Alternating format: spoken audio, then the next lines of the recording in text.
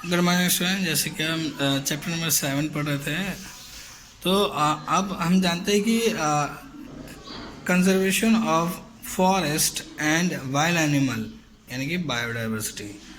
तो बायोडाइवर्सिटी को हमें संरक्षित करना क्यों ज़रूरी है और हम किस तरीके से कर सकते हैं। Step 2 conserve biodiversity.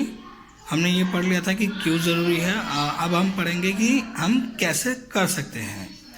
Cutting of tree should be avoided.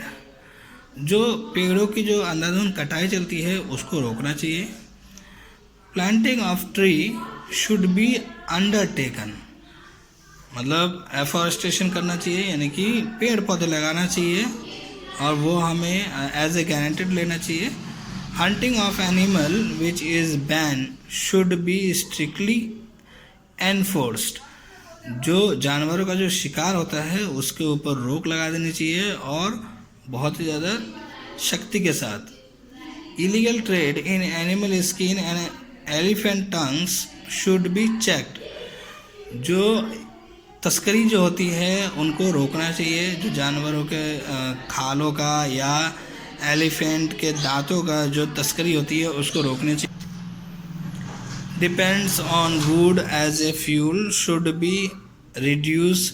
Alternate source of energy should be encourage.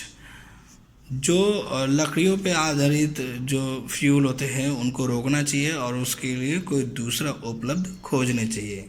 Protected area like national park, wild sanctuaries and biosphere reserves should be established. जो कुछ जानवरों के लिए जो कुछ एरिया बनाए गए हैं, जो लोकेशन बनाए गए हैं, चाहे नेशनल पार्क हो या सेंचुरीज, वाइल्ड लाइफ सेंचुरीज हो या बायोस्फीयर रिजर्व हो, उनको भी गवर्नमेंट की तरफ से चेक करना चाहिए। Effective system to prevent and fight forest fire should be established. जो जंगलों में जो आग लग जाता है उनको भी आपको रोकना ज़रूरी है, उनको भी रोकना चाहिए।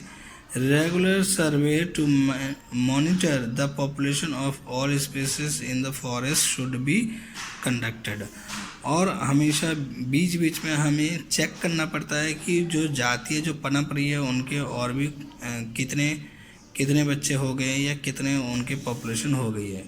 Law to conserve biodiversity should be enacted and strictly enforce. और इनके लिए जैव विविधता को बचाए रखने के लिए उनके लिए कानून बनाना चाहिए और उन कानूनों का सख्ती से पालन करवाना चाहिए।